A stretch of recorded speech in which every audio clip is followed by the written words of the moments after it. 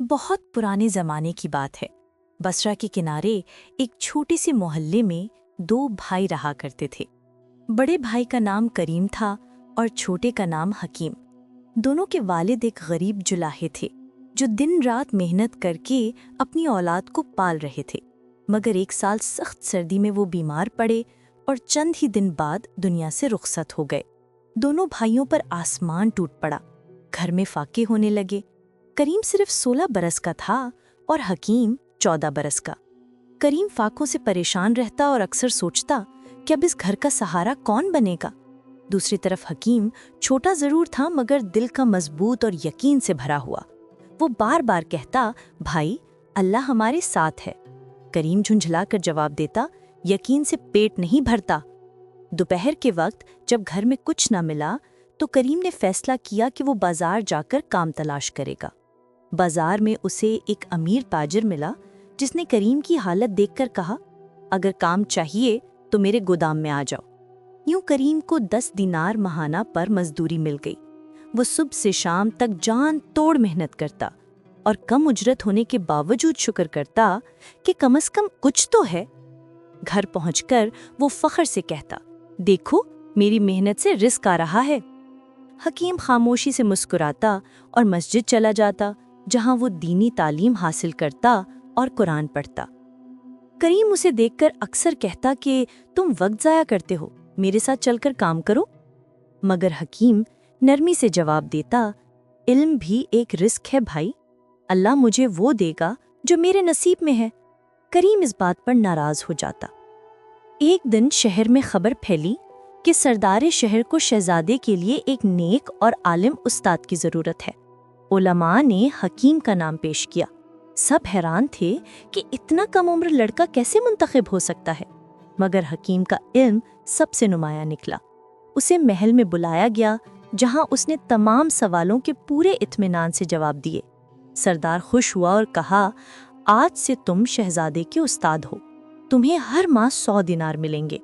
100 दिनार सुनकर हकीम के कदम लरज गए। घर आकर उसने करीम को बताया तो करीम गुमसुम रह गया। वो सोचने लगा, मैं दिन भर मेहनत करता हूँ और 10 दिनार मिलते हैं, ये घर बैठकर पढ़ता रहा और एकदम 100 दिनार। करीम के दिल में अजीब बेचैनी पैदा होने लगी। कुछ दिनों बाद जब दुकान का ताजिर करीम की मजदूरी बढ़ाने से इनकार कर बैठा तो करीम का दिल टूट गया। रात को नींद न आई। सोचा शायद हकीम दुरुस्त कहता है। अगली सुबह उसने नमाज पढ़ी, मगर कई दिन तक कोई फर्क न देखकर उसका यकीन कमजोर पड़ गया। आखिरकार उसने जिद में आकर काम छोड़ दिया। हकीम ने बहुत समझाया कि तवक्कुल का मतलब हाथ पर हाथ रखकर बैठ जाना नहीं होता, मगर करीम ना माना। घर में फाका होने लगा। हकीम अपनी तनख्वाह से दोनों का पेट पालता रहा। एक हफ्ता गुजर गया, करीम को कहीं काम ना मिला। वो टूटने लगा। एक दिन वो मस्जिद के कोने में बैठकर रो रहा था कि एक बूढ़ा शेख वहां आया। उसने करीम की बात सुनी और कहा, बेटा तवक्कुल का मतलब बेअमली नहीं, पहले दरवाजे खोलो, फिर अल्लाह आसानी भेजेगा। बंद कश्ती समंदर में कैसे चले। इस नसीहत ने करीम का दिल बदल दिया। मस्जिद से निकलते ही उसे एक ताजिर मिला जो मजदूर ढूंढ रहा था। उसने करीम को 20 दिनार महाना पर रख लिया। ये करीम के लिए बड़ी खुशी की बात थी। घर आकर हकीम को बताया तो दोनों ने अल्लाह का शुक्र अदा किया। अब करीम नमाज भी पढ़ता और मेहनत भी करता। कुछ ही महीनों में उसकी दयानतदारी ने ताजिर को मुतासर कर दिया। उसने करीम को अपना शरीक बना लिया। दौलत आहिस्ता आहिस्ता बढ़ी, मगर साथ ही करीम के दिल में हुरूर भी आने लगा। वो समझने लगा कि ये सब उसकी अपनी काबिलियत का नतीजा है। नमाज में सुस्ती और गरीबों से बेरुखी बढ़ने लगी। हकीम ने बहुत समझाया मगर करीम ने तवज्जो ना दी। जब शहर में कहत आया तो करीम ने अपने शरीक के मशवरे पर अनाज जखीरा किया ताकि महंगा होने पर बेचकर ज्यादा कमाए। हकीम ने रोका कि ये जुल्म है, मगर करीम ना माना। एक रात तूफानी बारिश आई, दरिया में सैलाब आया और करीम के गोदाम का सारा अनाज बह गया। अगले सुबह वो वीरान गोदाम के सामने खड़ा रह गया। उसका शरीक भी बिगड़ उठा और कहा, हमारी शराकत खत्म, ये सब तुम्हारी लालच की वजह से हुआ। करीम के कदम जैसे जमीन में धंस गए। वो शिकस्ता दिल घर आया और हकीम के सामने गिर कर रो पड़ा।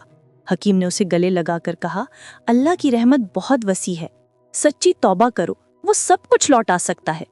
کریم نے رو رو کر توبہ کی، مگر قحط کی وجہ سے شہر میں نوکریاں ختم تھیں۔ کئی دن تک کچھ نہ ملا۔ ایک دن کریم مسجد کے باہر بیٹھا تھا کہ ایک بوڑھی عورت سامان اٹھائی گزری۔ بہت زیادہ تھا اور وہ گر پڑی۔ کریم نے فوراً اٹھ کر اسے سہارا دیا، اس کا سامان اٹھایا اور اسے گھر تک پہنچایا۔ وہ عورت دعائیں دیتی رہی۔ واپسی پر ایک شخص نے کریم کو روکتے ہوئے کہا، میں قافلے کا سردار ہوں، تمہاری دیانت داری میں نے اپنی آنکھوں سے دیکھی، مجھے ایک امانت دار محافظ چاہیے، کیا تم میرے ساتھ کام کرو گے؟ تنخواہ 50 دینار ہوگی۔ کریم حیرت زدہ رہ گیا، اللہ کا شکر ادا کیا۔ قافلے کے سفر میں اس نے نماز، دیانت داری اور بہادری سے سب کا دل جیت لیا۔ جب ڈاکوؤں نے حملہ کیا تو کریم نے سب کو سنبھالا۔ قافلہ بچ گیا۔ سردار نے اسے انعام دینا چاہا، مگر کریم نے کہا، میرا حق اللہ نے لکھا ہے، بس اتنا کافی ہے۔ سردار اس کی ایمانداری دیکھ کر اسے اپنا مستقل ساتھی بنا لیا۔ وطن واپس آ کر کریم نے حکیم کو سب سنایا اور 50 دینار غریبوں میں بانٹنے کے لیے دے دیے۔ دونوں بھائیوں نے شکرانے کی نماز ادا کی۔ سال گزرتے گئے، کریم کامیاب تاجر بن گیا، مگر اب اس کے دل میں نرمی اور عاجزی تھی۔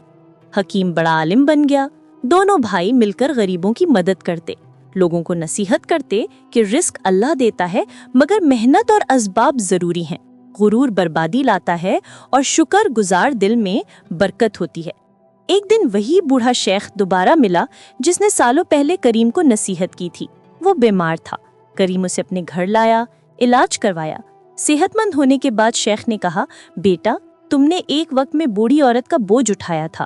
وہ عورت قافلے کے سردار کی ماں تھی۔ اسی دن اس نے اپنے بیٹے سے کہا تھا کہ جہاں اسے امانت دار شخص دکھے اسے فوراً رکھ لے۔ دیکھو ایک چھوٹا سا نیک عمل کیسے تمہاری زندگی بدل گیا۔ کریم اور حکیم نے شیخ کی بات دل میں بسا لی۔ اس دن کے بعد دونوں بھائی لوگوں کو یہی سبق دیتے رہے کہ رزق اللہ کے ہاتھ میں ہے، مگر انسان کا کام محنت کرنا، شکر کرنا اور راست بازی سے جینا ہے۔